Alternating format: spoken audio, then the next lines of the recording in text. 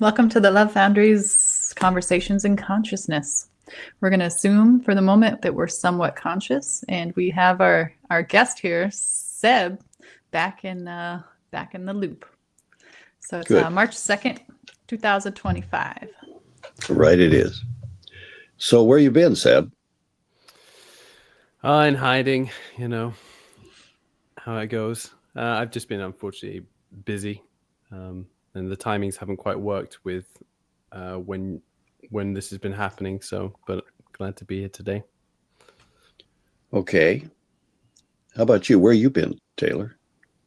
I've been here, Dan. Just right waiting there. For the call. Yeah. Yeah. Well,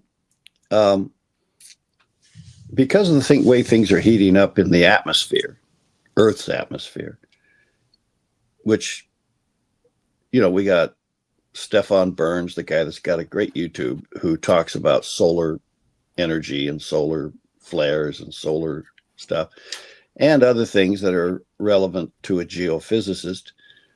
And we've got other things. We got the Pope going over the falls.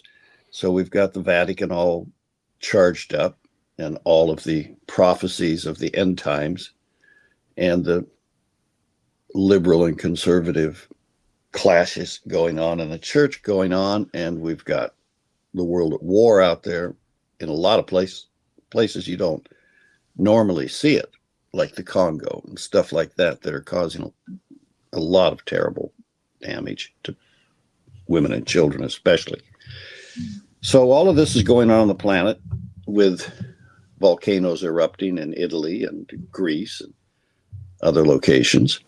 So we've got a lot going on, and the difference between what's going on there and in our personal lives externally and what's going on in the spiritual world that is directly connected to every atom of the material world is what I'd like to look at. How do you see that relationship, Seb? What do you think about that? Well, we had a conversation not that long ago about, the use of the word spirituality and how in some ways it separates, reality, because it's everything is spiritual. Like whatever is going on here is spiritual by nature. So to try and define something as spiritual is kind of separating it as like, well, this isn't spiritual and this is spiritual. So, but it's sometimes also hard to look at things that are seemingly terrible in the world and see how that's there's spiritual beauty in that, and it's working towards a greater plan that maybe we're not aware of or don't see. But it's sometimes hard to stay, to not get sucked into the story and the emotions of things. Well, that's true. Well, let's look at that for a second, unless Taylor'd like to open another box. No, I was actually tracking right with Seb that I was thinking, in my personal experience, it's like I've kept the two separate in me, and I've come to a place where that is no longer my working truth. Yeah, it's all right. So let's start by looking at two, just because they come to my mind, two definitions of spiritual, and one of them is any step of any life forward on the evolutionary path. I don't care what it is, an earthworm or an atom or a bird or a bug or a flower or a human being. When we step forward to a greater inclusion of life and our ability to expand in response and animation with life itself from wherever it comes to us. You can think of it as coming to you from the kingdom of love or from some organic source of energy, like in an atom, or somewhere else. Any step forward is a spiritual step. That's spirituality. Just take a step forward and grow beyond your ring past knot, beyond the limits of what you already have under your belt as an experience. Now that's one idea of spirituality. Another idea of spirituality is the coming into you from something outside of you, which by its nature gives us a sense of separation. But the reason for that, in the case of the human nature, is that we're already in a state of illusionary separation. Each of us, all of us. Anyone on earth who is not in a state of illusionary separation from reality or life or love is not categorically a human being anymore. They've moved beyond the human stage of experience and are now having a direct experience between their personality life and the personality life of the universe, love itself. So that's another description of spirituality, is that which lies outside of our current stage of awareness of self and others being not human, but beyond human stage of development or evolution, meaning angelic being or beings that live in the same atmosphere or environment as angelic beings. Now, from a spiritual point of view, we already live in those environments as well, in the nature of the soul consciousness. But because the human consciousness is fundamentally unaware of what passes in soul consciousness, because it's not passing through a brain, it's passing through mind itself. And the material brain is not experiencing mind in a pure form. Intuitive mind is. So if you flip into an intuitive connection, all of a sudden, wow, you suddenly get a huge sense of inclusion because you just went beyond the material brain, which functionally is connecting you to the past, which is what the ego is. It's everything you've already experienced up to now, and is not what's going on in the greater mind of the universe, because it has material synchronization is by chemistry events. In other words, you're taking a picture, and then you're taking another picture, and another picture, and another picture, and the sequence of those pictures going forward is chemistry. So the brain is functioning on chemistry until we come to the place where in us, we go beyond the brain and we begin to experience the greater energetic reality that is shared by the universe and by our own inner nature, the soul. And possibly, we can't tell, but possibly by the spirit nature in us. Whatever those experiences are, moment to moment, they're not being sequenced synchronistically with our human experience.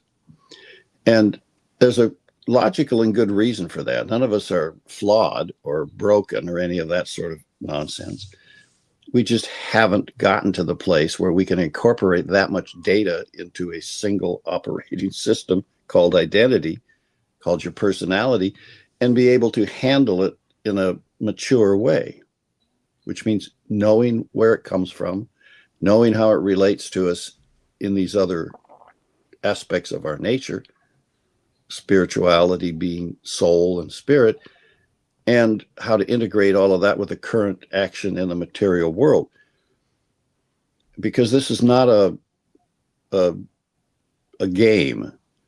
We are in the material world, and we have to function constantly in a state of readiness and preparedness and activity for our own survival. We're all swimming, and you can't forget what's up when you're swimming. And if driving a car, flying a plane, walking around, you have to always be aware in the material world, because we're not in a state of being or a state of empowerment of being, of love itself, where we're safe, where we're stable, where nothing can interfere with our course of activity. Can't take your eyes off the road, can't take your eyes off the ball. So that's another connection between human consciousness and spirituality. How do we incorporate all of that? Well, we have to learn how. And it's quite learnable. And there are many, many, many who have done that. And when I say many, many, many, that means more than the Buddha or the Christ or Krishna or some identity that's considered to be very, quote unquote, spiritual. Yeah. There are hundreds of the followers of these kind of entities who have worked hard to listen to the advice of their teachers or mentors and have been able to do this. And not so much in the West, because we haven't really been teaching that. There have been a few teachers like Rudolf Steiner and certain groups like the Rosicrucians and the Masons in their way. But not very many people actually partake of that. A certain amount do. And then there's a whole lot of teachers from the East. That's why I think the West got really enamored with teachers from the East about the time the Buddhists showed up with the guru thing. Everybody said, oh, well, that's where we can go to get all of this figured out, because they wanted to put it in their intellect, which is a brain-based function of your ego. And if we can get it all figured out there, then we will know how to handle this spiritual input, which, of course, didn't work. But it did give us information that we otherwise weren't privy to, what the Buddha was thinking, what happened in the Bhagavad Gita, stuff like that. That also gave rise to some people like Alan Watts, who was British, and some other people in the West that became gurus, changed their names and did that. And some of them were pretty smart. And so they took up the slack and tried to tell us that you can't just put it in your brain and expect it to work, because that brain, as I said, has no connection to intuitive mind out there and doesn't know how to sort the information out.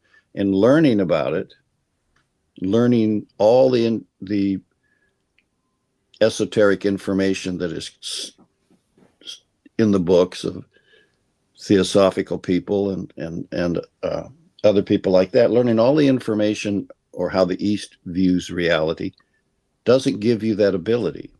It just gives you information in your intellect about that ability.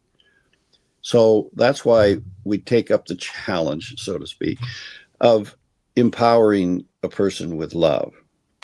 And so today I'd like to look at how that has to proceed, so to speak, and why what's going on in the world isn't identical to what's going on in the spiritual world.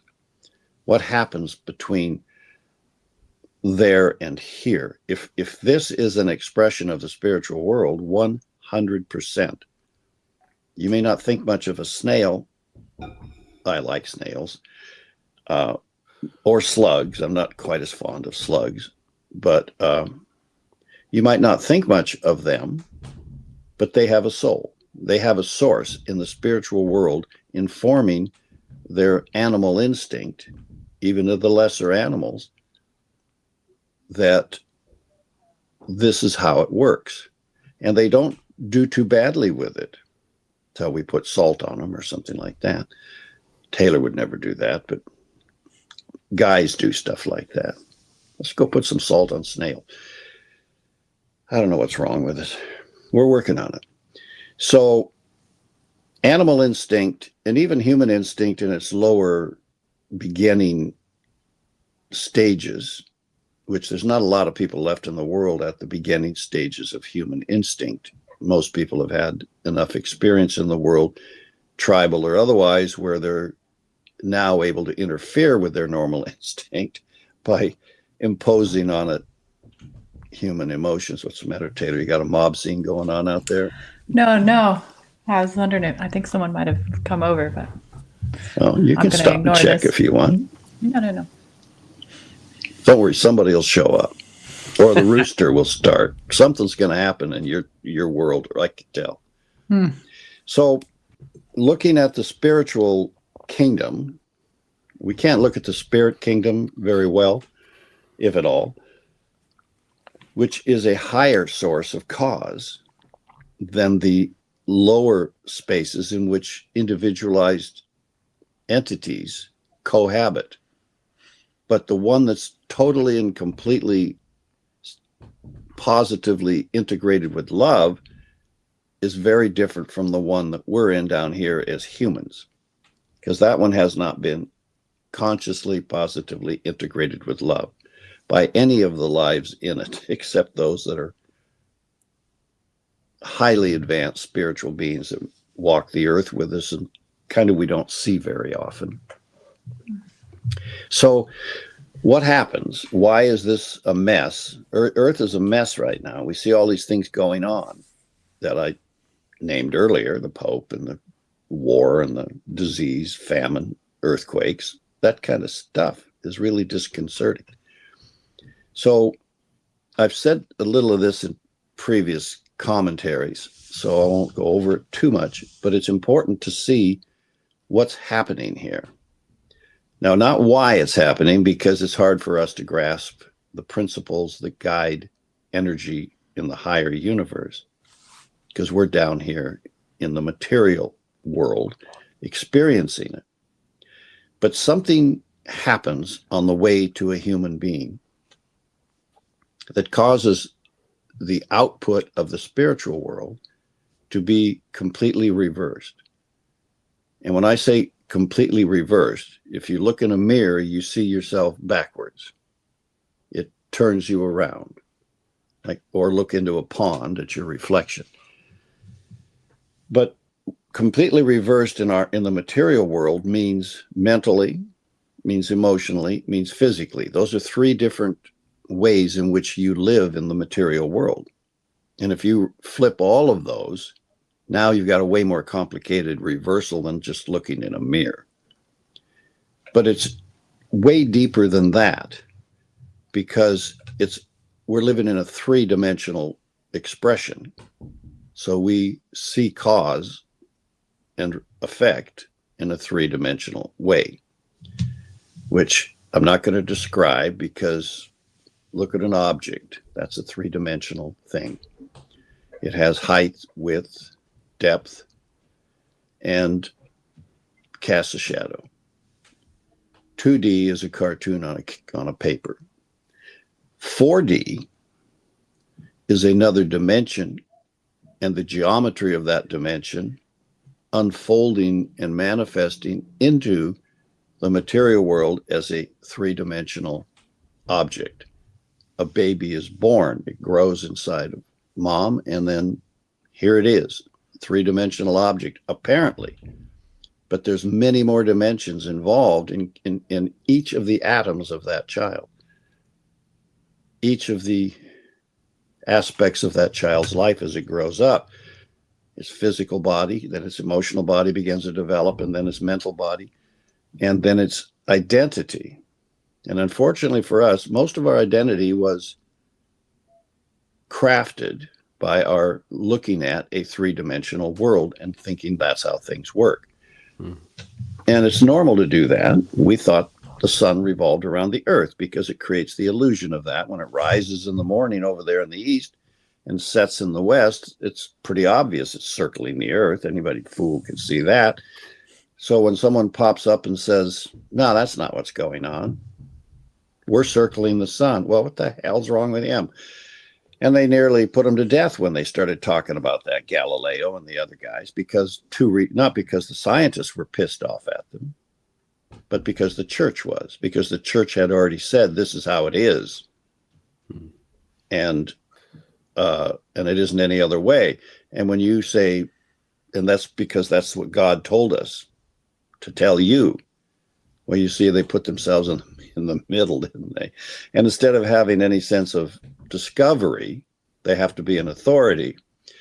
And to be an authority on God or the universe or love is a very dangerous business when it has many dimensions of inner functionality. So it was only because one of the popes, I think Gregory or somebody, they were considering putting to death some of these forward-thinking scientists. And one of them, and I forget his name at the time, he said, let me show you how this works. And they nearly put him to death for this, even though he was demonstrating something that actually works. He said, let's put a hole up in the dome so sunlight can come through in a little circle on the floor. And then we'll draw that circle every day for a whole year. And so they did. Fortunately, I had a pope that was reasonably scientifically inclined. And what it does is it forms a figure 8 on the floor. And it can't do that accidentally. It has, because that's the way the circle fell on the floor every single day. And I had a friend who built a pyramid house, and he put a hole in the side of the pyramid and then drew that circle on his floor every day just to lay it out in tile. He wanted to lay it out as a ceramic thing. It turned out nice because it does exactly that. It forms this figure 8 on the floor. And depending on how high the ceiling is and so on. So finally, they argued about all of that and decided maybe they better change a little bit of the understanding of the church and make a whole new proclamation. And got over that bump in the road and stopped murdering scientists for that particular crime. And found some other reasons. But there's something going on between that interdimensional space and our outer perception of things. We're not seeing it accurately. We're not registering what's truthful about it. Because when that energy comes into and impacts the material world responds to it. And it doesn't respond to it with a full understanding of intuitive mind or love or spirit, for that matter. And we've built our consciousness out of that effect in matter and not out of the consciousness of the soul in the kingdom from which this energy comes in. So it's natural that there's going to be a distortion. But with or without our registering the distortion, it's still there. It's not an illusionary distortion. It's an actual distortion. So we can't just fix it by thinking differently, right? Because your brain can't register all those inner dimensions. It just doesn't know how. Because it's chemistry. Though those dimensions are already there. So assume for the moment that the outer reality that we're experiencing is a completely bone to skin reversal on every dimension and element of synthesis from what is the source. Now, how do we correct that? What happens? There's only one way to correct that problem in nature. And fortunately, nature has built an instrument for doing that. It's called a human being. Because you have existence in this other dimensional space, which is way more advanced than a snail. So, but in our particular situation, we can't take that consciousness as it is in that higher dimension, in your individualized soul aspect, so to speak, and bring it down into your human consciousness. Because your human consciousness is still based on the brain. So it just falls through. And maybe in dream life, or in rare moments of suddenly cracking through into the intuitive mind, you get a sense of rightness, how the universe works. And some will tell you there's no such thing as past, present, as future. That's a registered brain event because of this sequential activity of chemistry. So what happens up there where there is no chemistry? It's eternal now. It's always now. And past, present, and future are a simultaneous universal group expression. And you look at that and that can't be right because things are happening. Nice. I knew something was going to show up. You okay, Taylor? You. Yeah. I just don't want the rattle on the recording. So. I see. So what question do you have about that, Taylor? Questions. I mean, I had questions, but you kind of addressed them as you carried on with it, saw it through it. The distortion, is if we look at that, then open that up. And I was thinking, I keep seeing it as like, the X that you'll see, the spiritual and the material, and that point. I was thinking, if you could just widen that, so that there's a little more flow between the upper and the lower. Well, the universe has already done that. We are a little X, a human X, which is, that big, that big. And the planet is a big X. Mm-hmm. And the solar system is freaking huge X. And it doesn't change. It's just a bigger version of reversal. That's why the whole universe, the whole cosmic physical universe, is a reversal of itself on all those dimensions as they go down into the material expression. So it doesn't matter whether you're a solar system or a human or a snail. When you reach the material world with whatever you're manifesting, it takes a different aspect. And one of the spiritual masters said, if you want to know what the soul looks like, because here's what you look like. If you want to know what the soul looks like, completely reverse everything about yourself. And that's what you look like in the soul world. Well, how do you turn yourself inside out, essentially? Well, how do you turn yourself inside out? Not just your body, like some Greek surgeon trying to see what's in there, what do the guts look like, but every single aspect and part of you that formed you in the material world is reversed.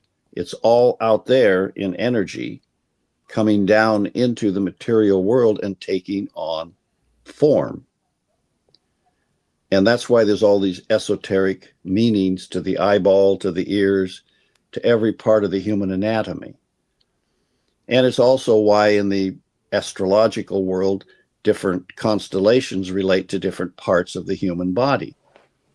Because those 12 constellations, along with all the stuff inside our solar system and what makes our solar system what it is, all come together to create a human being.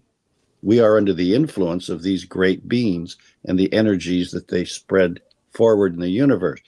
And when they reach our human level, we turn them inside out. Can't stop it because there's the material world. There's got to be a purpose for this, right? I mean, if the whole universe is doing it, planets are doing it, human beings are doing it. The purpose is what's driving it towards wholeness. It's not exactly a purpose. It's a condition that came from a previous condition. Mm. So whatever created matter itself happened a long time ago. And it hasn't, and a lot of it has grown up because remember, all matter is alive. There is nothing dead in the universe. Death does not exist in the universe. Life is all that exists. And it's like, how do I get my mind around that? Because I look outside and I see some bird land on the electrical wire, electrocute himself, and just falls down and he's dead because he grounded the electricity through himself somehow. We see that. We see what happens when we shoot something through the head. So it's dead, freaking dead. And it decays down and down and down into dust. So how can it all be still alive? Well, of course it can. It just lost its form. It lost its greater form because we chased out of that form the coherent life that was keeping it chugging away as a bird or a human or something else. And a tree is no different. It'll eventually just decay in the forest to topsoil and eventually back to dust. And if you take all of the life that's animating itself on Earth away, Earth will just fall into looking like the moon because there's nothing on the moon manifesting itself as life except a very low level mineral residual left over from some long ancient time. Now we can look at the moon and assume that at one time it was a full size because it's worn itself down to a pretty small sphere. But at one side it must one time it must have been a full-size planet, maybe teeming with life. We don't know because there's no way to see anything left. Maybe we were there. We don't know, because the Earth is the child of the moon in the sense of continuance. So it isn't easy to see how this process works in the universe, but it's there underpinning every form of existence. And an atom spinning electrons and neutrons and protons into a coherent, there it is, an atom of mercury, an atom of iron, an atom of gold. That is a life at that stage of development, part of the mineral kingdom, doing what it does best. But it can't respond to love. It doesn't know how. It only can respond to the very densest level of love in its etheric body, which is the energy body that keeps those electrons moving around. It's giving it life, but it's not giving it much consciousness. Now, you are the most conscious creature on Earth. Not personally, Seb, just so you know. But you are a form of consciousness that is able to be self-aware. Yeah. And by being self-aware, you can take these weighty questions into account. And if you synthesize enough experience on Earth, you can start to think about what might be causing all of this. How is all of this manifesting? Because some part of you in another dimension, if you want to look at it scientifically, a fourth or fifth dimension, is expressing itself through an etheric body in this dimension, the material dimension. Now, that dimension is here, just like all three dimensions are there that give you a three-dimensional reality. You know you've got a front and a back. Well, how do you know you got a front and a back? Because a three-dimensional reality gives you one to experience. And by experience, you have a lot of data on it. But the fourth dimension is not so big in your experience consciously, because your senses aren't registering it. If you were registering fourth and fifth and maybe sixth dimensional energy in your consciousness, you might be confused at first, but you'd start making order out of it. You'd start seeing how one leads to the next, how this interacts with that. But because there's this seeming impenetrable barrier between our consciousness and these higher or inner dimensions, we just have a bunch of very confused scientists when it comes to looking at quantum physics. Like, where's quantum physics coming from? Dan, well, go ahead. If we get above, you spoke earlier about, you know, how we're basically blocked by the brain mind. If we go above the brain mind, are we going to experience those fourth, fifth, sixth dimensional things? Is that part of what going above the brain mind will do, or is that separate? Well, if you go, you're already above it. You already live there. That's the nature of what's come forward in time with humanity to be described as the soul. Right.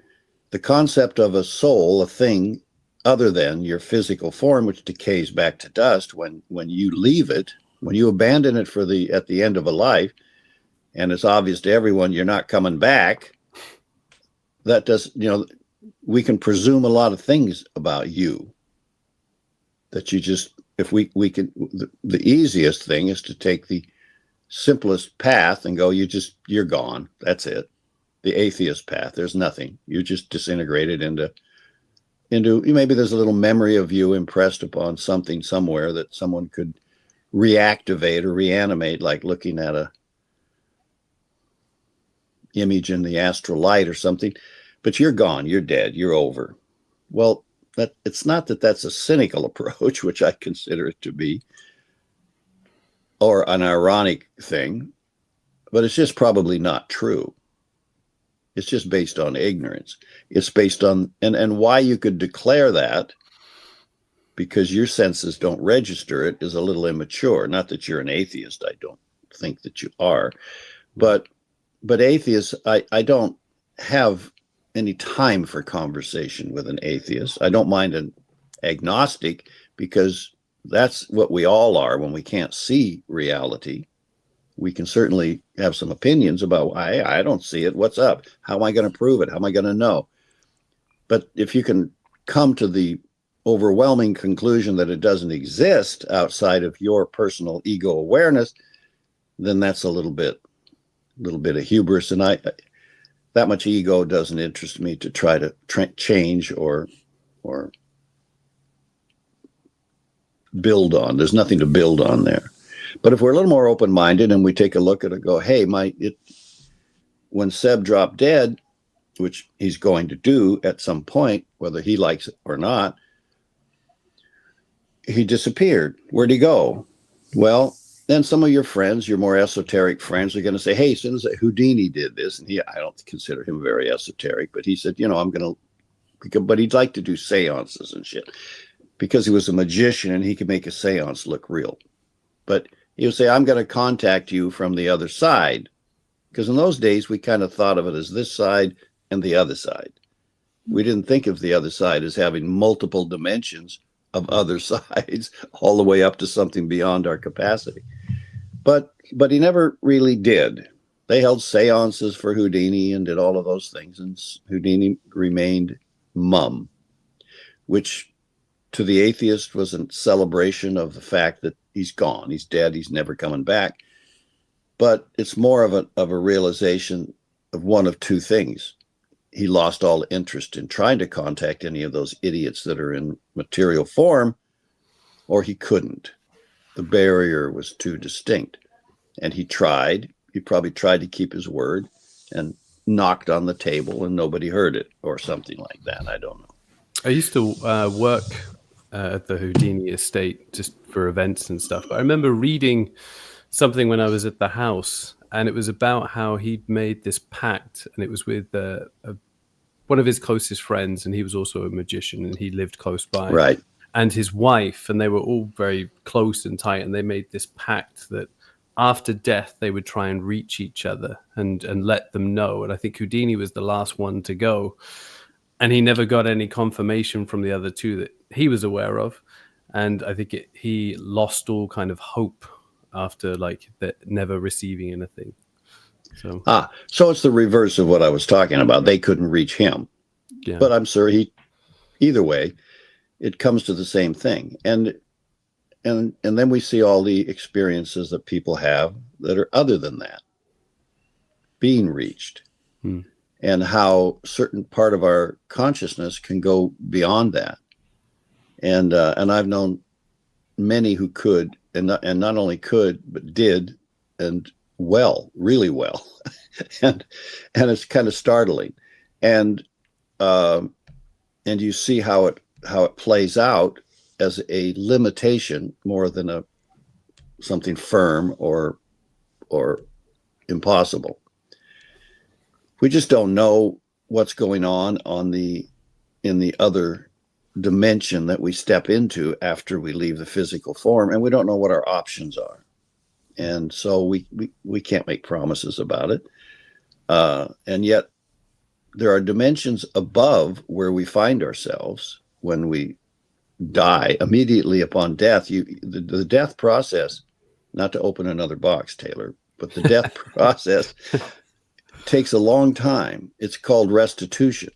And to restore yourself back to where your normal base of operations is, which is in the spiritual world, that's where you started. You started there and then started working your way out of the spiritual world, downward, and into the material world, which is at the bottom. Now we're working our way back.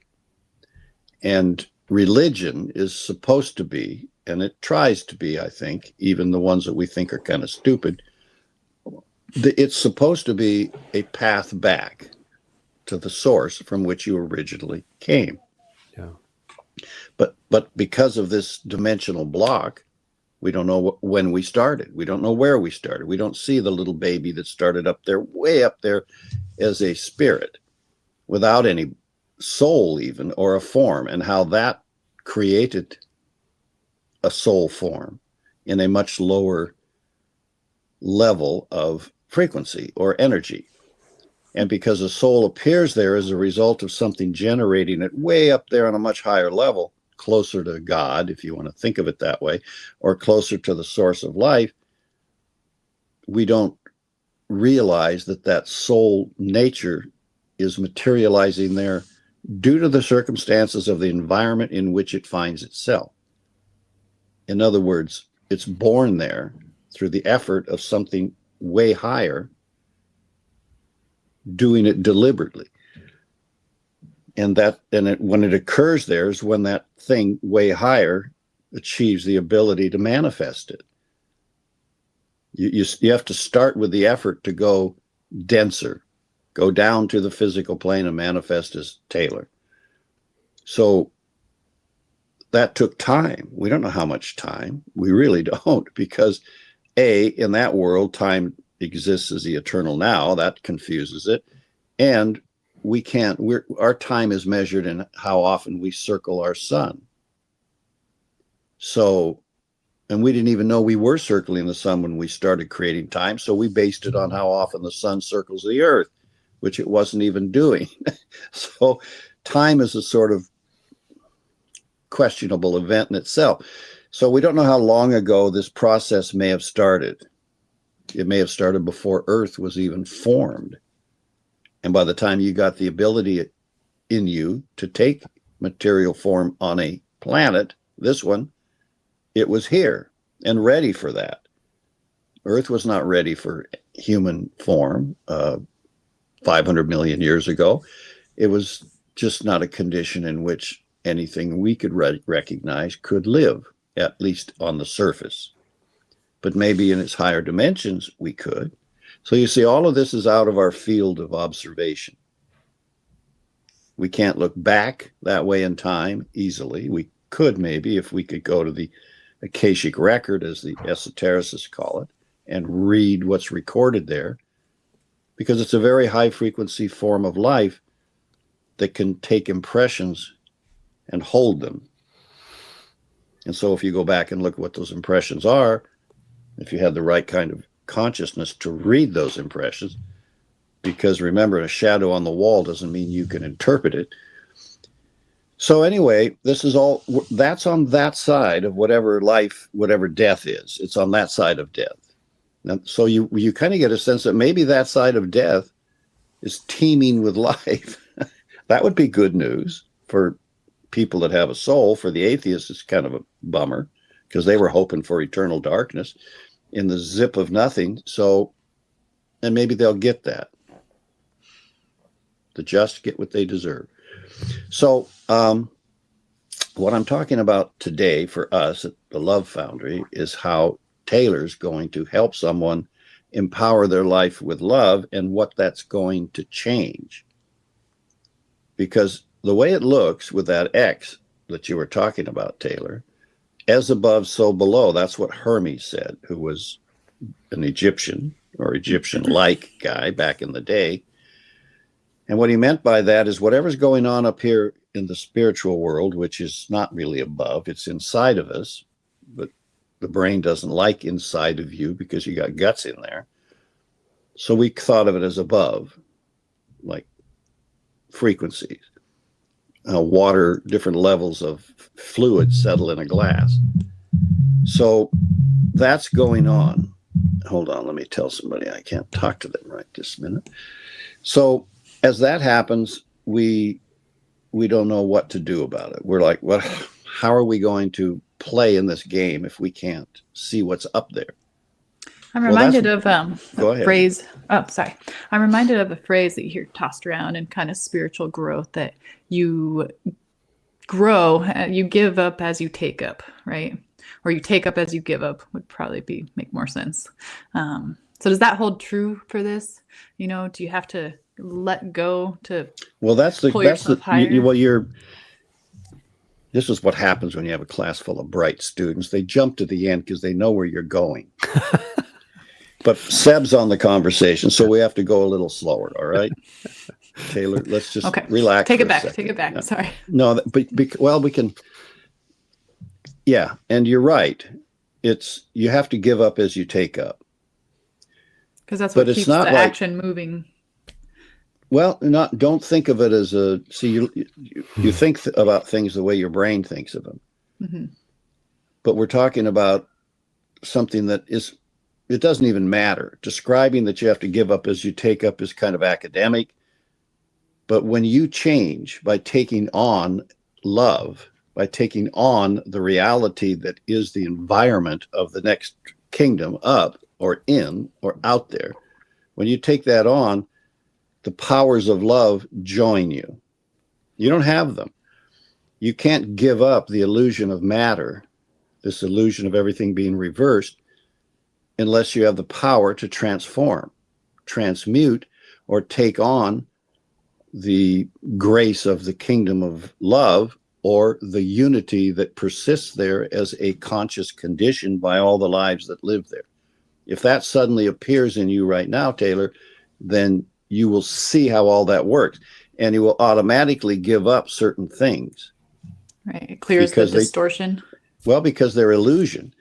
They're based on how you're seeing things around you in your room there, and all of a sudden you see the reality and it shifts.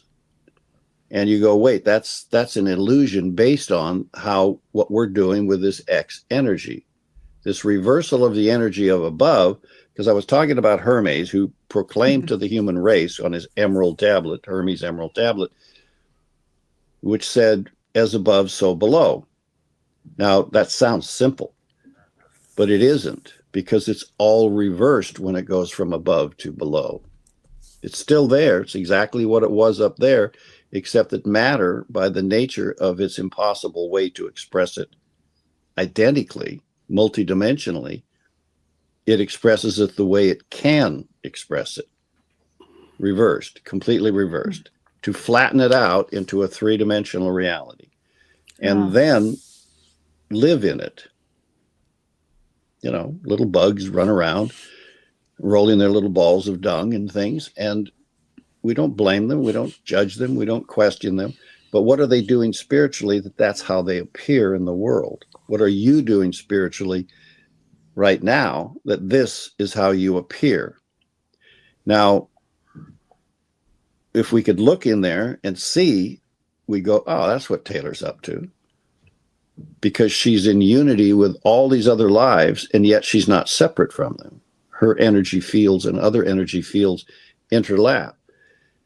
And it's love that keeps them from being distorted or impacted negatively or having any difficulty with what you're up to up there, in there. See, it's working fine. It's working fine because this grand energy of life called love, which is the only creative energy there is sorting it all out moment to moment to moment for everybody, for all being. And your boundaries are not something you have to worry about. Love is keeping it all according to the nature of your essence and its state of evolution in reverence to you. Love loves you. It is completely obedient and humble to you. So whatever you need, it achieves it with you. It doesn't allow you to be harmed by anything in that world. Now down here, there's people looking to whack you in the back of the head every time you turn around, it seems like. Because the reversal of this loving embrace turns out to be a selfish, self-centered activity of greed and avarice and self-perfection, self-protection, self. So what do we do to avoid this reversal? Just to look at this for a second. All right, so if I bought that story for a minute, how would I stop that reversal? Well, by giving up reversing it. As you said earlier, can we just give it up? Yes, you can give it up. But to give it up, you must take on that which prohibits the reversal, which is love. Love in your consciousness will allow you to see through all the illusions of life. It will allow you to see into other dimensions. It will allow you to recognize your relationship that you already have in all those dimensions to all other lives that you've ever loved in the previous explorations into matter that you have taken. Remember, everybody in the world was down for reincarnation for millions of years, really, until we got to the Christians, who formed a church about it, and then decided, as the elders of the church, that we would get rid of this concept of how life in its multidimensional development of self or any other part of its being goes through continuous entrance into and withdrawal from, and entrance into and withdrawal from, and building this whole universal experience that the universe is actually enjoying. So they did that. They took out reincarnation in the Bible. Big deal. It's like, that's a big deal to take away one of the foundational tenets of evolution in the universe of life and love itself. It's like, wow, that's a kind of a big lie to tell people. Well, we can't prove that reincarnation is true to those people, so we won't tell them about it. And it wasn't as if they actively tortured people to death for saying reincarnation was true, but yet they did. If you were saying something the church wasn't in agreement with, because we decided that Mary is immaculate, we decided that Jesus is the Son of God, we decided that these things are true. Some of them maybe are, some of them maybe aren't. But when we decided that reincarnation was not true, or we don't want it told, do they think it's not true? Or do they realize they decided that?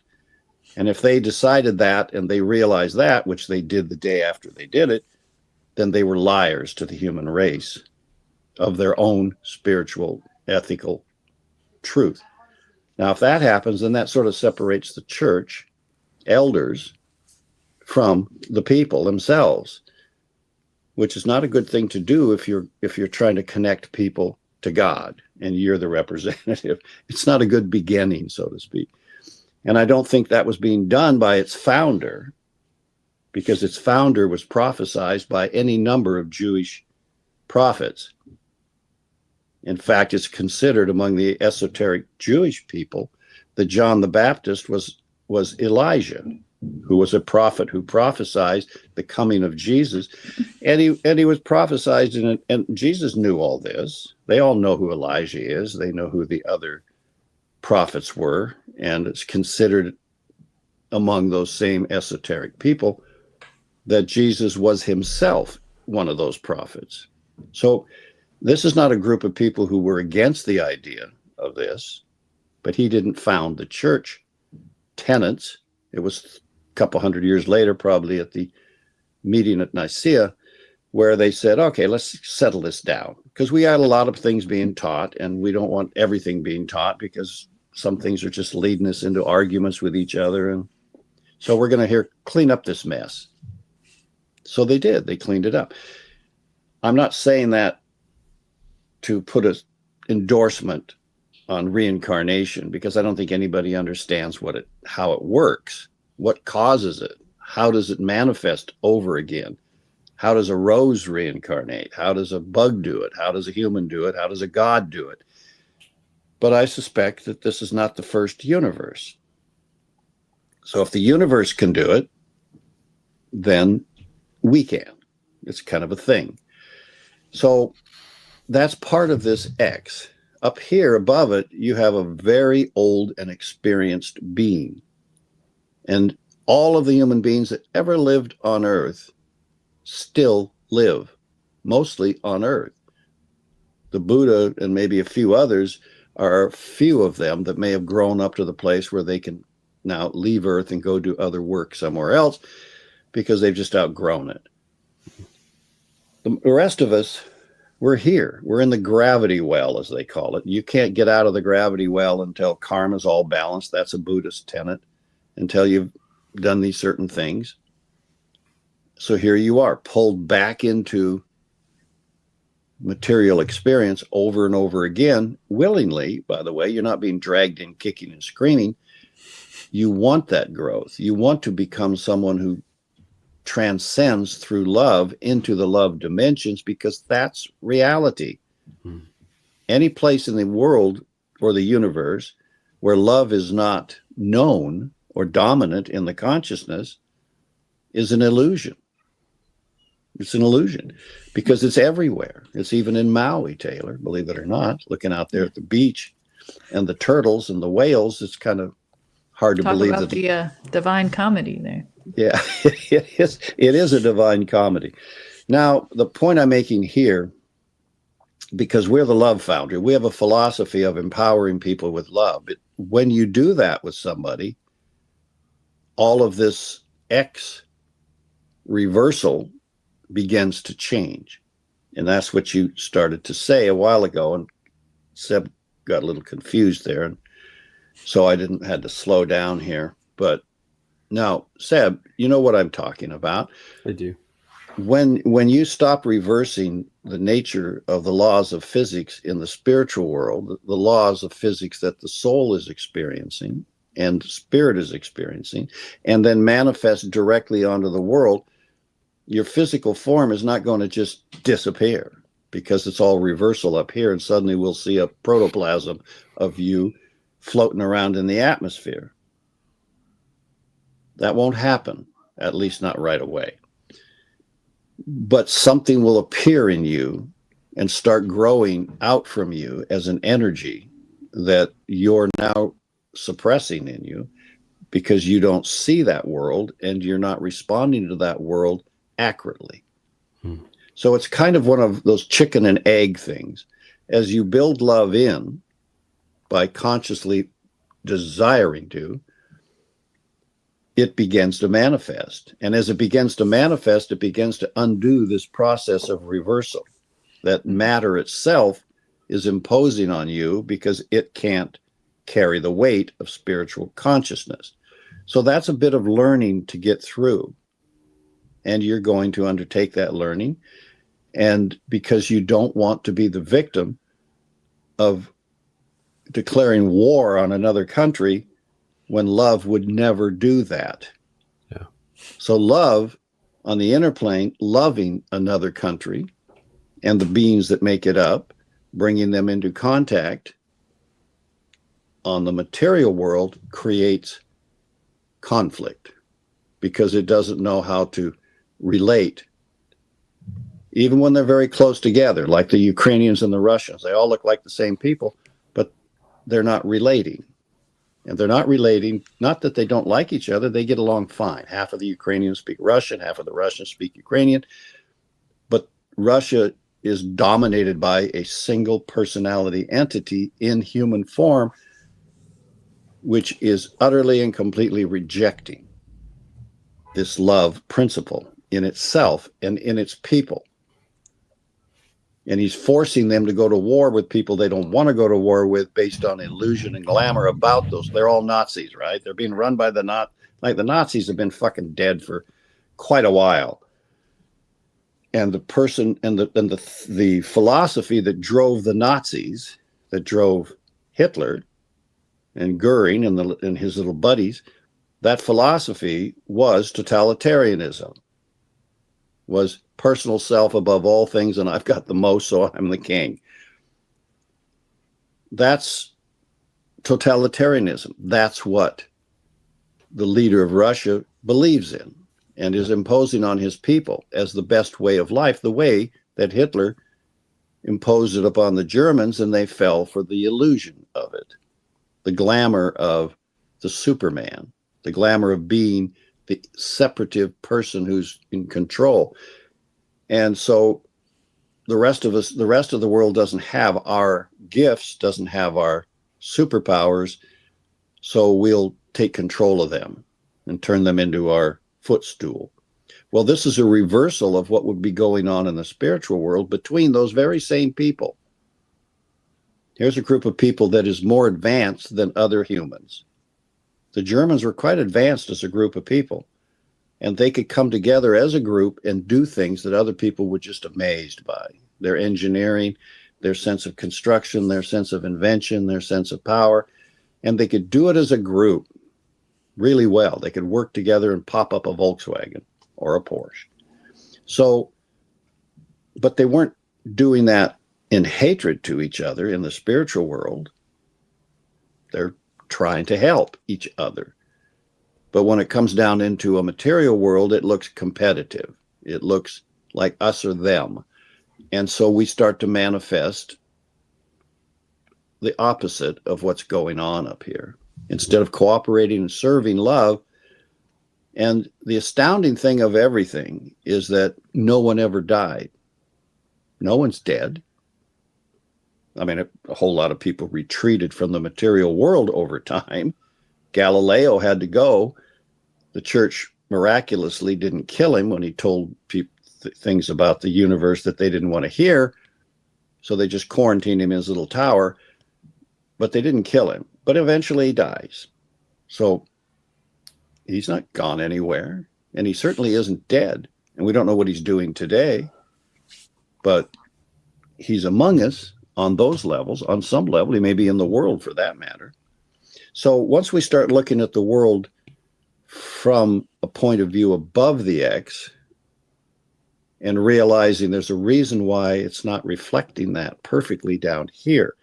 And it isn't because you did original sin. It isn't because you're a bad guy, which doesn't make you a saint, by the way, but except in Taylor's case, Saint Taylor. But it's going on up here consistently, constantly. The whole world is teeming with spiritual life. And the human race and the dung beetles that are rolling little balls of dung, we're not conscious of it. And we have enthusiastically endorsed the reversal. So we're willing to take up arms against people we otherwise would like and do like after we get through beating the brains out of them for a period of time and destroying their children, their kids, their crops, their cities. And then later we shake hands and know we're buddies now. We're not at war with the Japanese, but we were really pissed off at them for a while. They were really never mad at America, by the way. I have a lot of Japanese friends, and I've worked with the Japanese a lot. And the second the war was over and everybody in the Japanese hierarchy said, okay, that's it. We give up. They win. It's almost as if they made the old time declaration that, like Roman days, that said, your God is stronger than our God, so we'll take your God. Now, that's kind of how it went back in the earlier days. So they just stopped. And I had a friend who was in Japan at the time that they had, we moved into Japan then and said, okay, we'll tell you how to run things.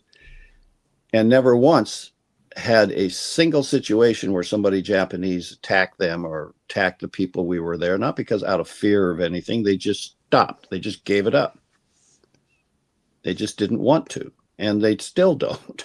There's Yakuza, which is the Japanese equivalent of our mafia, and they take other people's stuff, but the Japanese people just didn't have it in them. They just said, okay, we were wrong about this, or somebody was wrong, and we're sorry, and so we'll give up our samurai swords, which was a shame because they took all of thousands, tens of thousands of people's samurai swords that had been in their family for generations and loaded them on barges and took them out in the ocean and dumped them in.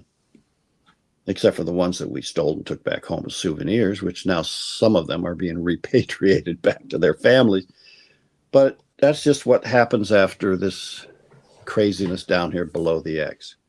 But when you empower yourself with love by taking it from up here and bringing it down into here, and it streams in three different ways. Physically, in the etheric body, which kind of like what Hercules was up to. Mentally, in the illumination of the mind that takes you above the brain into intuitive mind. Turns out mind doesn't require a brain. Mind is a thing in the universe which works really well with or without a body, a dense physical body. So you can take on that and have illumination that the Buddha was talking about, or you can open your heart to love itself as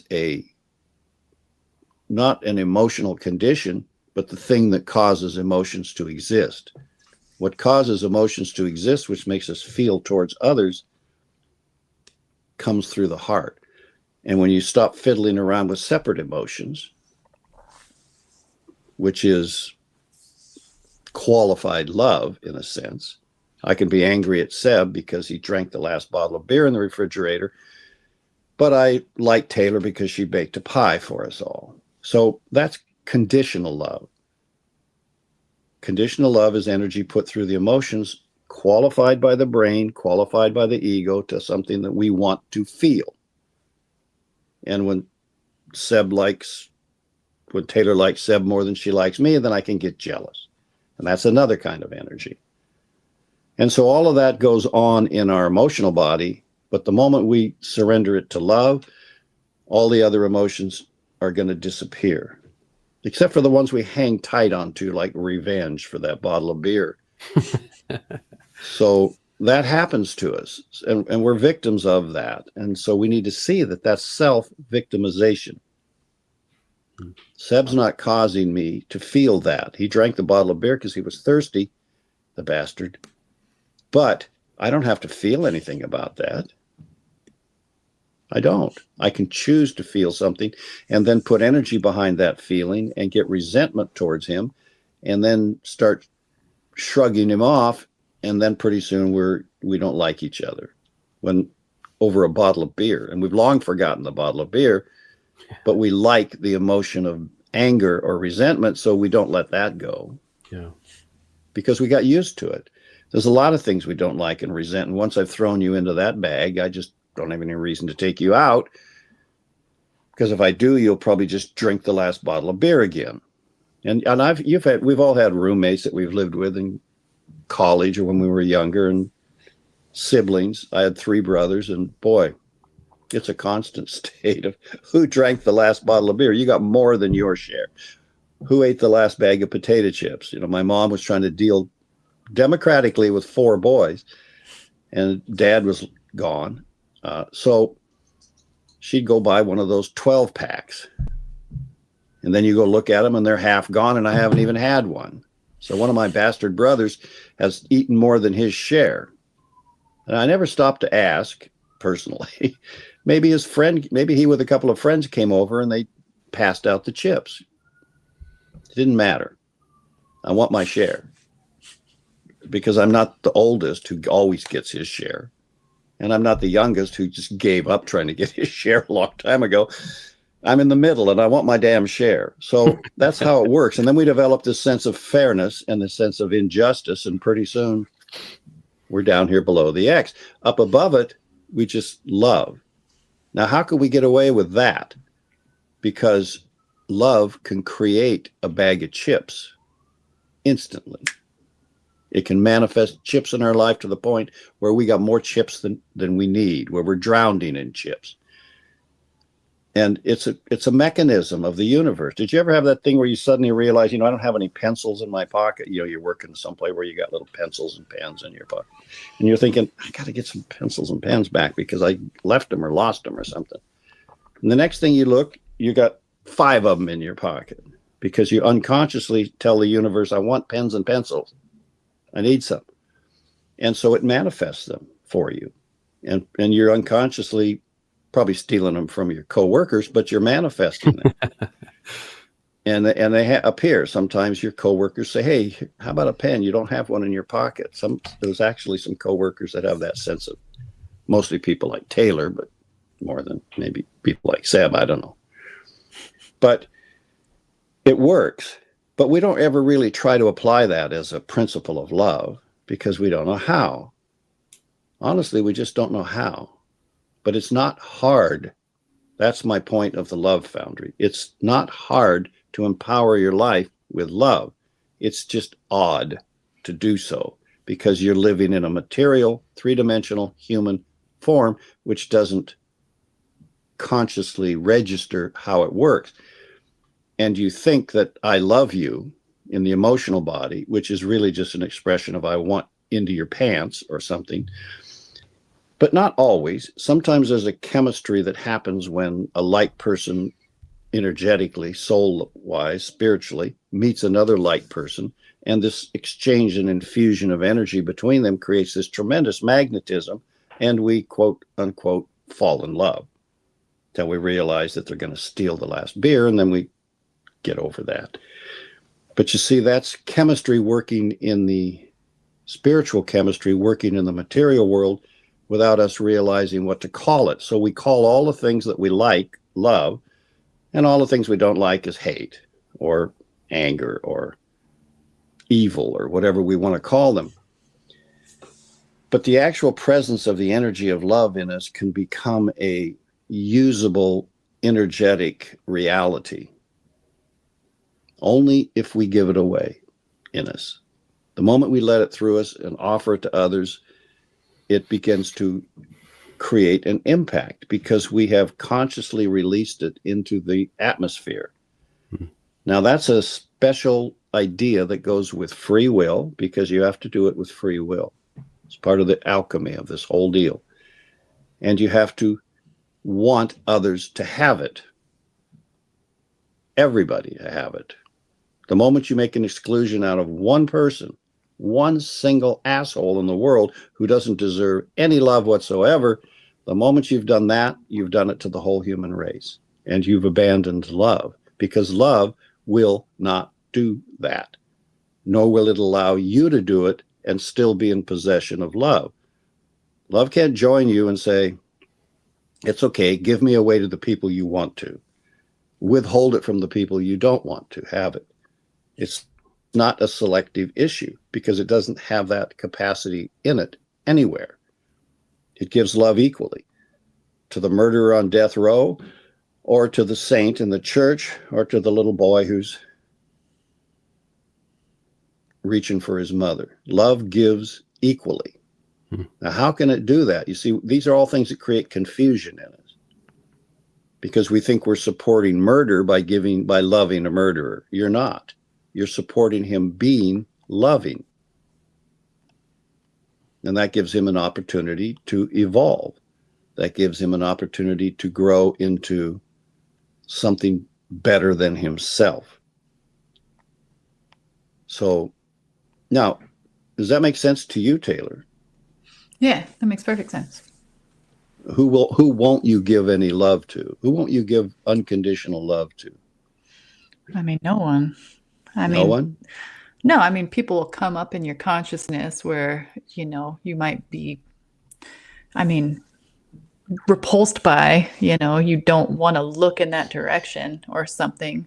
But it's not like you're going to cut off love to that person. It's just maybe you don't want to let your attention fall there. Maybe you don't want to strengthen in them what you don't want to love, So for me, it's not that I put blinders on. I just don't let my attention fall in those directions. Okay, that's good advice. That's probably advice you give your daughter. Because of the power of misinterpretation that others have. There are people who see you looking at them with love, real love, not some emotional, I feel sorry for you kind of thing. But when people do that, there are people who think, oh, there's someone I can victimize. There's someone who will let me into their inner circle where I can then take advantage, because they're so powered by that passion in them to do that. And so you're right. That means your vision may fall across them and just keep right on going, because you do not want to engage that negative energy that they call self. But if you use the image of them to reject loving them, now you have cast yourself into their victimhood, because that's how we become victims, by refusing to love, genuinely love, give the energy of creative power of upliftment to things other than ourselves. So this conversation is about realizing that you have the power to change reversal from above to below, to bringing it straight through. It's like stop spinning. We get so spun out. Yes. Little Tasmanian devils. Yeah, stop the spinning, stop the reversing, because it's the wheel going the wrong direction. Spins that into reversal or negativity or hostility or little webs. Completely undoing it. Spin in your web. But if you just let it straight through by taking that energy and loving it in you, wanting that energy and wanting the universe in which that energy is shared by all the loving beings of the universe, including everyone who ever died. Everyone you ever loved in any lifetime you ever loved them is there, which is another strange truth. We aren't cranking out new souls. There's a bunch of them, like the esoteric world thinks there's about 60 billion souls maturing on Earth. That's our group. That's our big group. And everybody's coming and going in that group and gathering strength, information, maturity in every time we incarnate. You incarnate in a new race, a new subrace, a new body, a new sex, a new way of being. And then after that, you synthesize that into your inner nature. And you're gradually growing up to perfect yourself as a human being. So that's going on, and probably going on. I'm not asserting it, but I do think it is. And so eventually you become so strong that you can take that kingdom and that love and that presence of yourself in it, and you can bring it down into you and not let your memory of believing it's all about other things reverse it. You can stop the wheel spinning that way. You can bring it to a halt, and you can spin it in the other direction, and love can come into you and manifest out of you directly to the world as it is, changing everything, changing your emotions, changing your mind, changing your physical body from dis-ease in any part of it to health in all parts of it. See, that's possible for a human being to do. Yeah, I've been looking at that same thing lately, and just thinking of it as not coloring it. These things come in, instead of coloring it, adding your shade to it, adding whatever it is you want to paint on it. I think of it as purifying. So I stick with like this white light, and just to give another perspective on just what we're talking about exactly, instead of, tainting things by your projection on it. I just think of it as like letting it be pure in its own essence, and not pushing your own projections onto what's coming in. Yeah, and just letting it be pure. I consider that not just unconditional love, but unconditioned love. You're not conditioning it. You're not even trying to condition it. You're letting it be itself, which doesn't mean it's unconditioned from its own kingdom, because all love that comes to us, to any human being, comes through your own inner nature. It's through your identity in the kingdom of love as a soul nature. It comes to you through that, because nature has a process whereby it does not want to direct intelligence to you outside of that. It'll embrace you with love. Nature will embrace you with love. But this part of us that wants to condition or uncondition, that wants to choose between this and that wants to take on higher spiritual knowledge, that will never come to you from any place other than through you. That way you are constantly staying in the direction of you.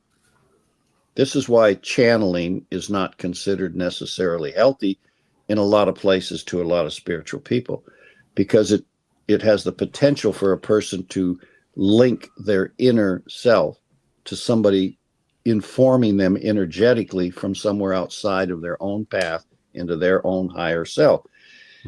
And that and other conversations that we could have about that, which is why when we're talking, a second. Carry on. I can hear you. Okay. When we're talking about people taking on love and empowering themselves with it, we're talking about unconditioned by any outside agency.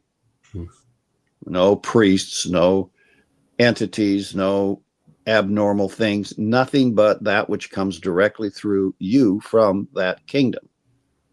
Dan, can I share something? Yeah, sure. So yesterday I went to an acting class, which wasn't really an intention of mine. I wanted to meet up with the teacher because I hadn't seen him in many, many years. And anyway, I ended up going to the class, and this class in particular is all about moving energy through the body and working with chakra centers and the emotions coming from those places, and then it should be natural. But the thing that I learned yesterday through doing this, which I'd done many times before, but it was, obviously we're warming that up and we're letting things go, but you have to release to create that flow, to let things flow through you have to release. And I think that's true of love as well. This was about energy and moving emotions and stuff out of me that was kind of blocked up because I was holding on to things. And I think the same is true of if you want to flow love, is you have to give up those judgments, you have to give up your ideas, and it's just, you have to release to be able to let that flow go through. Okay. I think that's true. And I don't, maybe that's the Stanislav method, or I don't know what it is to an actor, because I've never done any of that study. I've been an actor all my life in one form or another, because that's part of living. But I think you're right. And I think that the difficulty of actors, which is why you need good teachers in acting, is to take on. It's not the letting go. Part of it is letting go of your own security of being who you are, which is really hard. But then some actors like a Dustin Hoffman have an incredible ability to do that. They have an incredible ability to take on the character, the role they're acting. But the second part of that problem is to not let it interfere with you, who you are, because you are a manifestation in some form or another of what has been built by your inner nature, your higher nature, as it lives in the material world. And the idea of replacing that with a role entity, particularly if you're Bela Lugosi and you're playing Dracula, you have to find a way to keep that isolated on the level that is acting.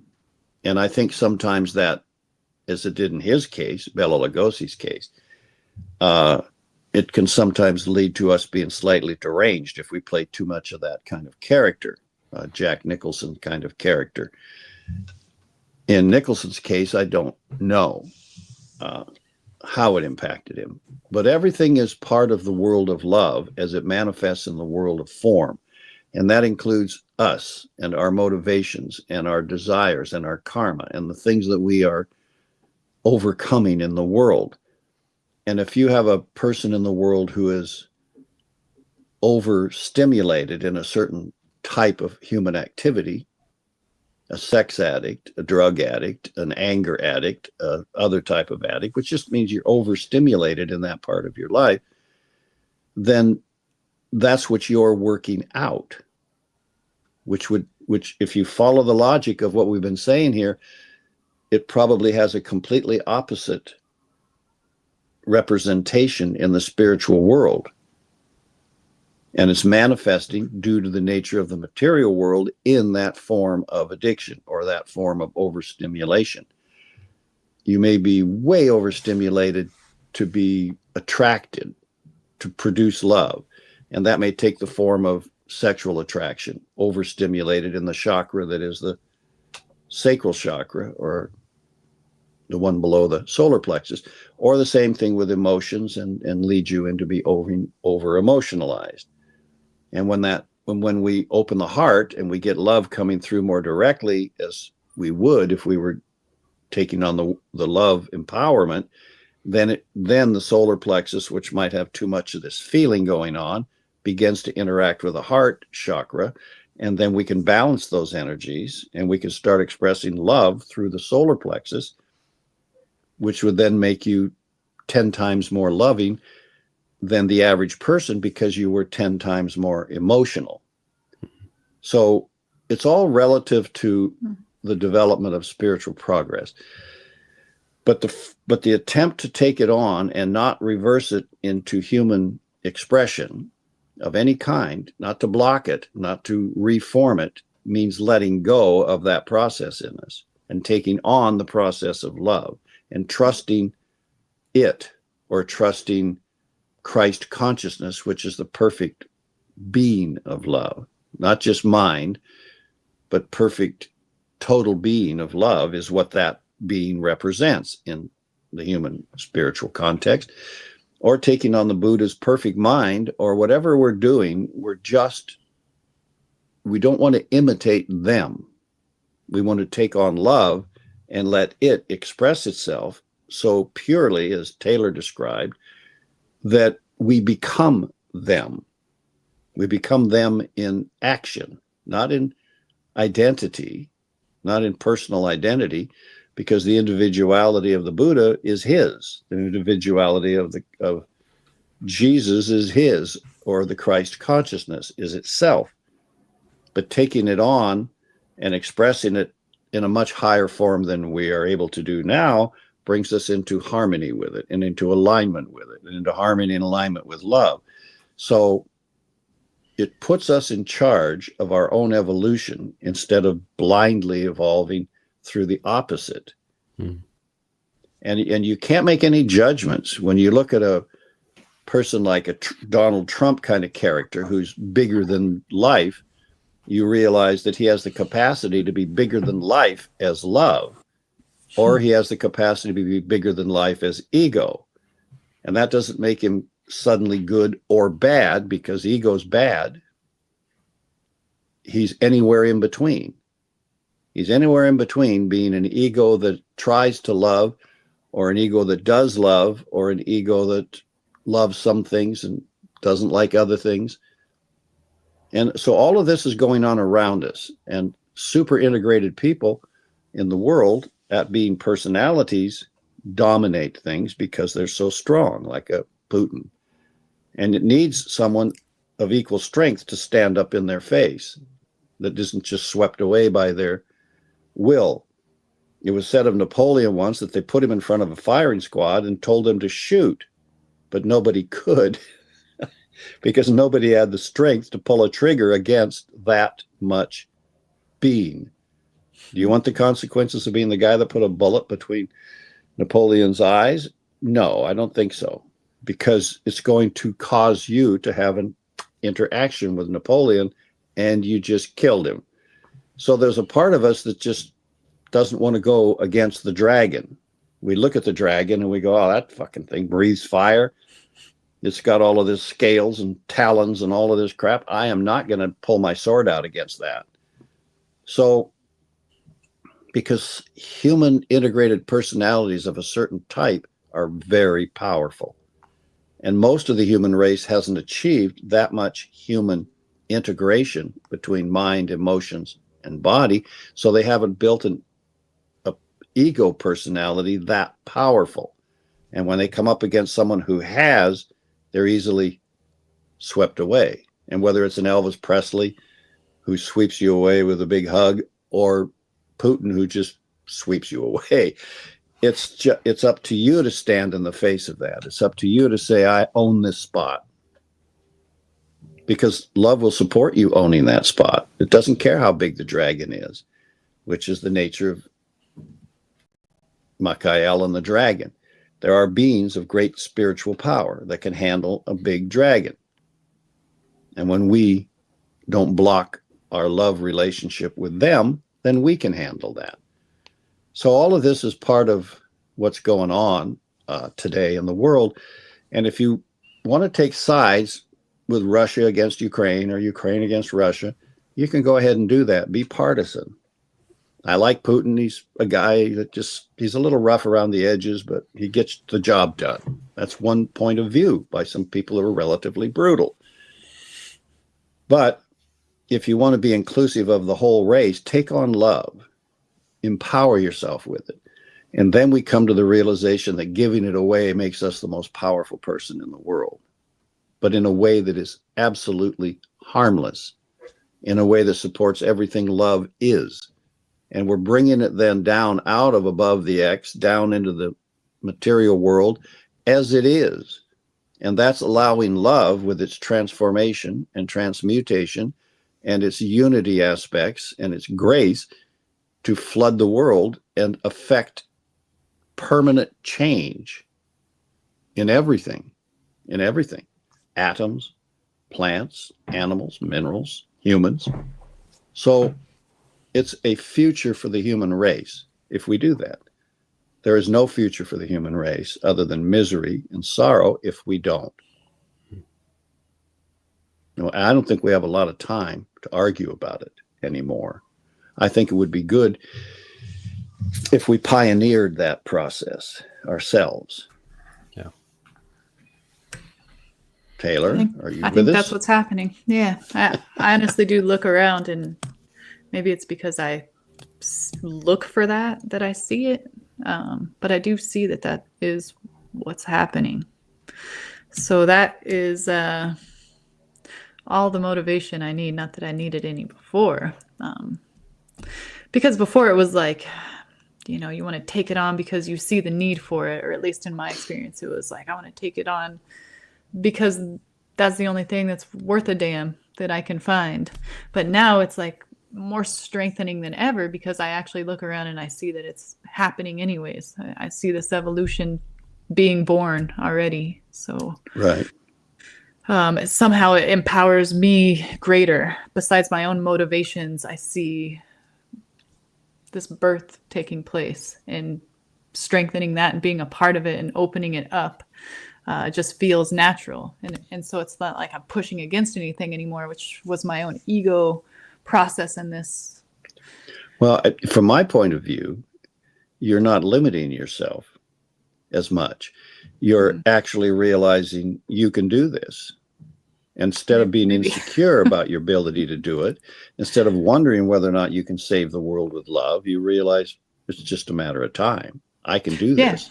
Yeah, it was like a fight in me. I had to fight. And it was a great it. separation of Jesus from humanity, that they threw him up and said, oh, this is a one and only. This is a one-off. This guy's the Son of God, and he only has one son. I don't know about the daughters, but we won't worry about them. They don't count anyway. But so this is it.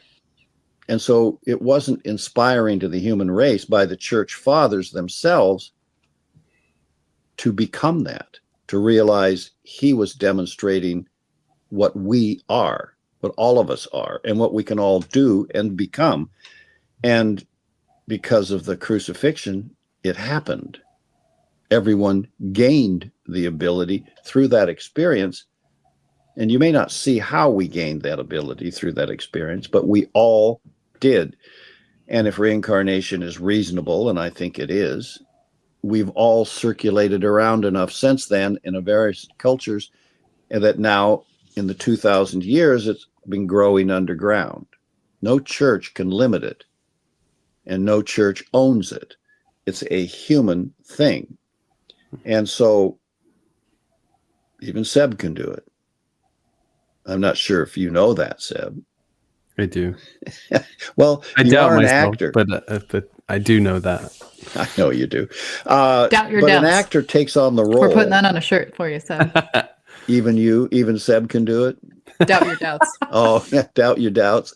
Yeah. I like the other version. Even Seb can do it.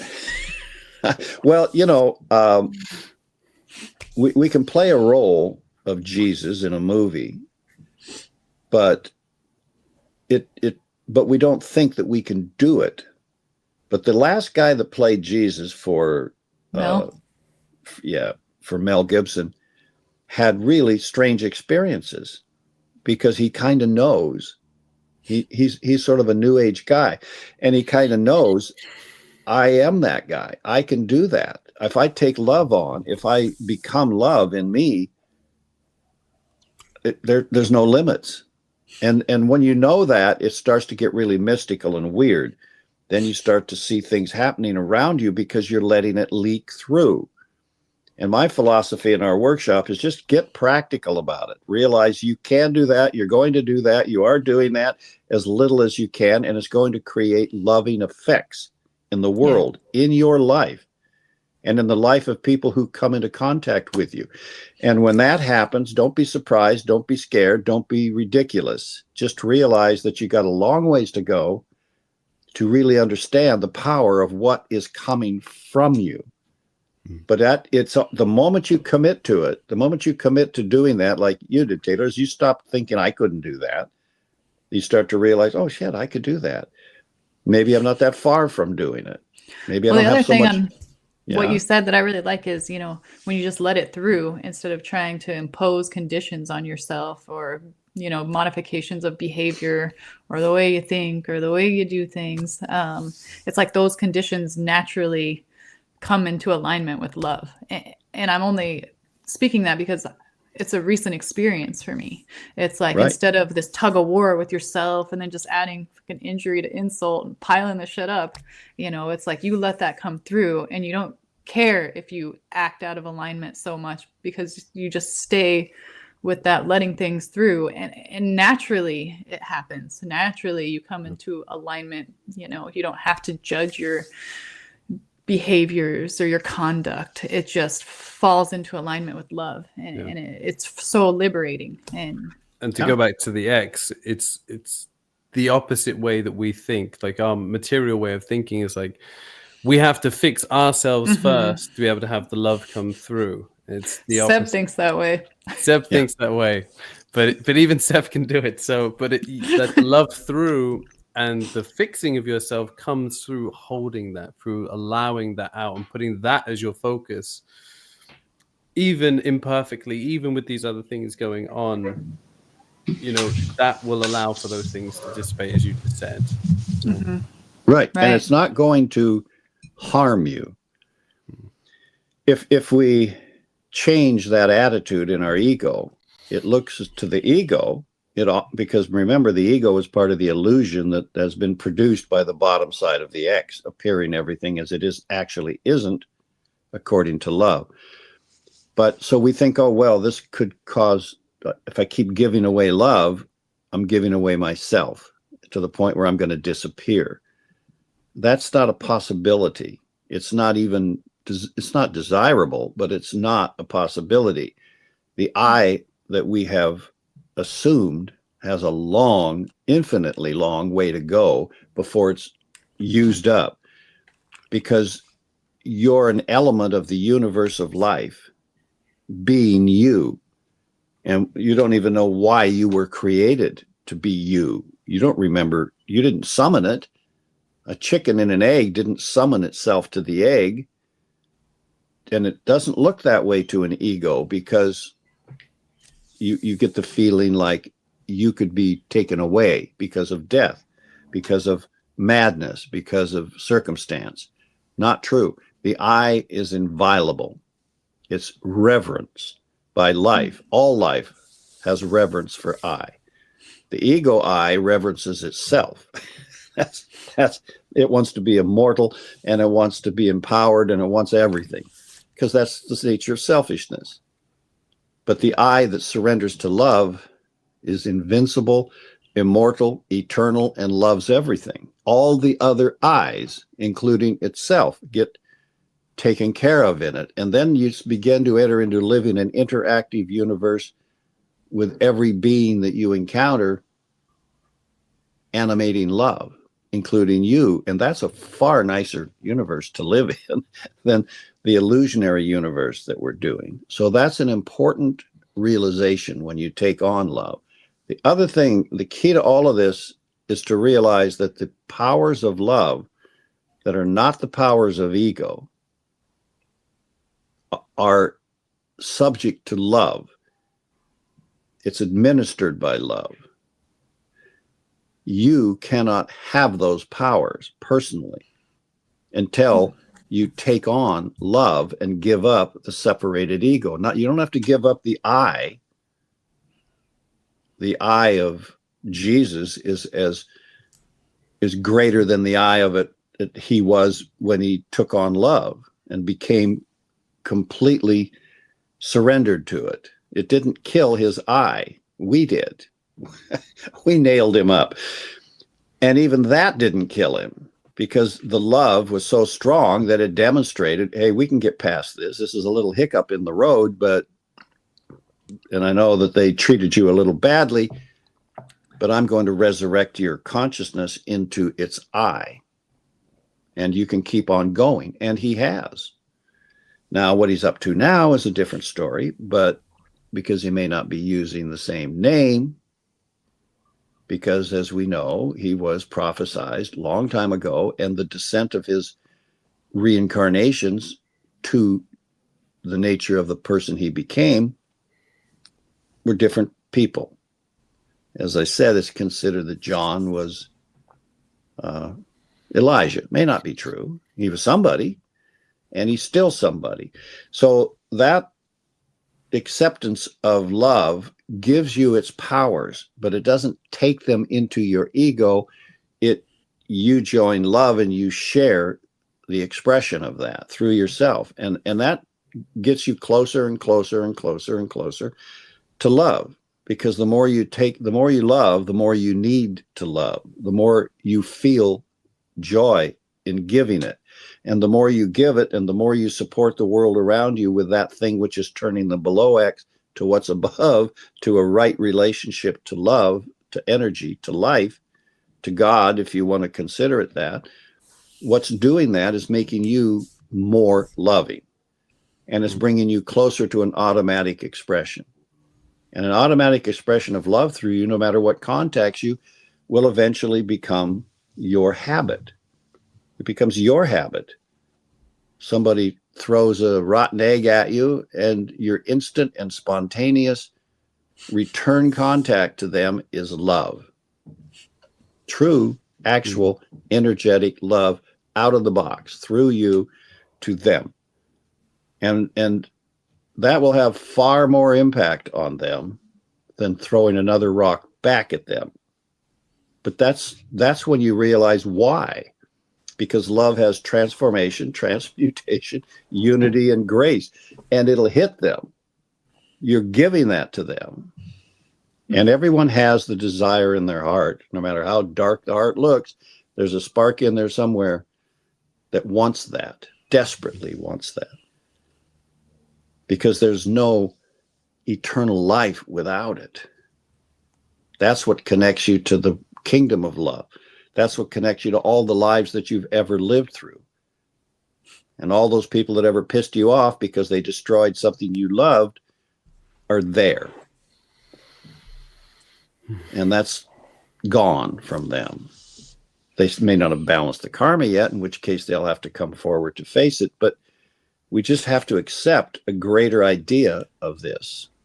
Now, let's see if we can empower ourselves with it and then attract to us people that we can help empower themselves. And it's not as complicated as it looks. And if you approach it with eyes open, by wanting to understand the process, by wanting to understand how you own it, then you build a strength of your identity with love into something that walks upright, with power, with confidence. And you start giving it away in greater trust of yourself, greater trust of your ability to be Taylor giving it away, and not waiting around for Jesus to show up. He's given it away the best he can as a demonstration to how we can join him. But with 60 billion souls, if that's how many we got, it would be great if somebody else would take up some of the slack.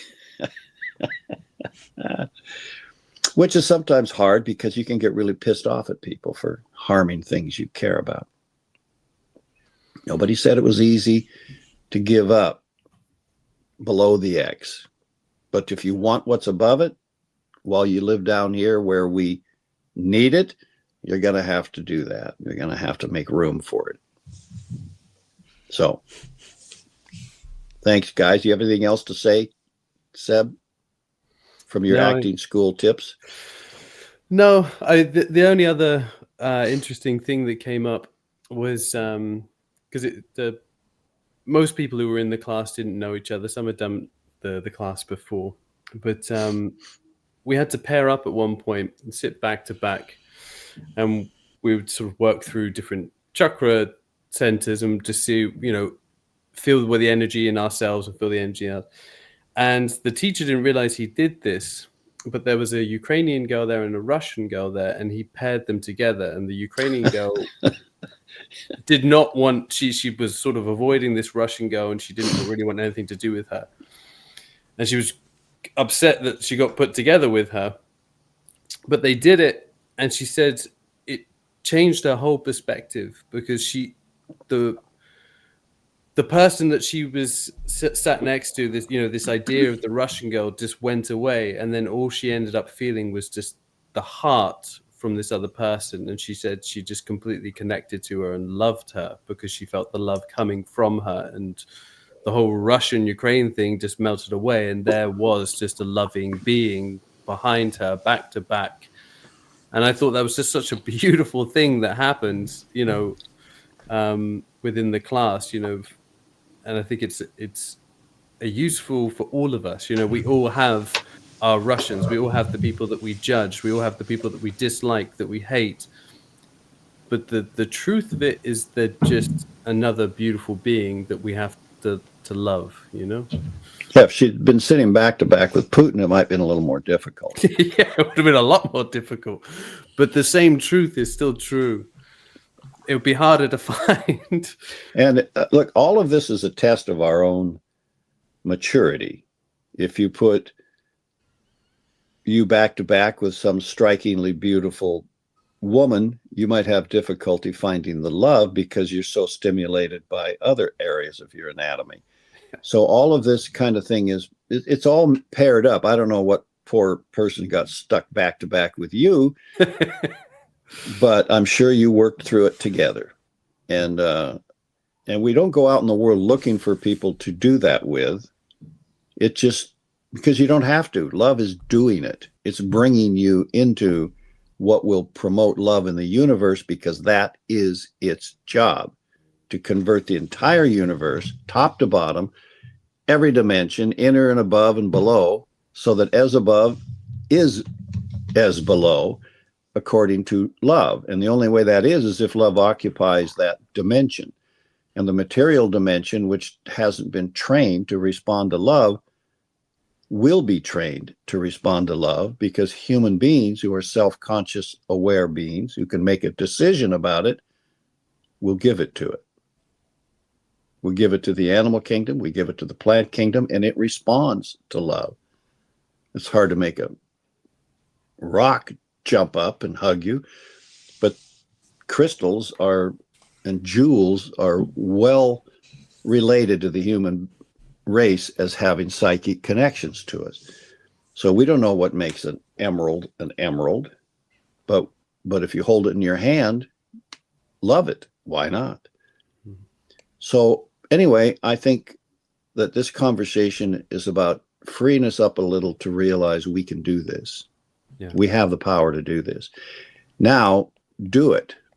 And if you want to know how to do it, we'll help you do it, because that's what we want to know as well. Yeah. And I actually may have more things to fix on behalf of love than Seb does. I just hide them better. Taylor's already there. We know that. She was out humming with the whales, so she's well advanced. But let's start, and let's get this thing rolling so that people can apply love consciously to their life without turning it into some cooked up idiotic idea that some guru founded. Let's just keep it simple. Find out how, and push back against the things that resist it in you. There's a way to do that. Commit yourself to the increase of that in your life. And commitment isn't an intellectual idea. It's a joining of you to love. And once you join it and say, I'm committed to you joining me, it already does instantly. And out of nature comes these things which will facilitate that demonstration, that joining. That's what commitment does. It creates around you the train that you're riding on headed towards love. It creates the tracks. It creates nature supporting your journey. That's the power of commitment. And we don't recognize that power and commitment because we become material. We don't realize there's a spirit in the world outside of matter that supports love. And once you turn into that spirit and say, hey, give me a hand here, I'm on my way to that destination. If you're receptive, it joins. So that's part of it. And putting yourself in a posture that allows it to flow to and through you is part of it. That's the alignment, the one-ment. These are things that we can do. Anyone can do. Like the acting class. I like your acting teacher. He responded intuitively to what was needed by these young ladies and gave them an experience that they otherwise would not have had. Much more profitable to them, perhaps, than the acting class. Yeah. So that means that he is responding positively towards growth in the human heart, growth in the human consciousness, which is not necessarily where acting classes were 100 years ago. Somebody was teaching it that way. Dance classes have been taught like that for a long time. So people that are in the arts, that are in the spirit of these things, know what we're talking about. But everybody can be receptive to it. So it's easy to get there, and it's easy to teach, and it's easy to learn. That's why you do a workshop. Making pottery or making love. Thank you, guys. I have to excuse you myself. You too, Taylor. Yeah. See you later. It was a real pleasure. Thanks. Seb, Thank you. you're turning us off, right, Seb? Yeah, I will. Thank you, everyone. All right.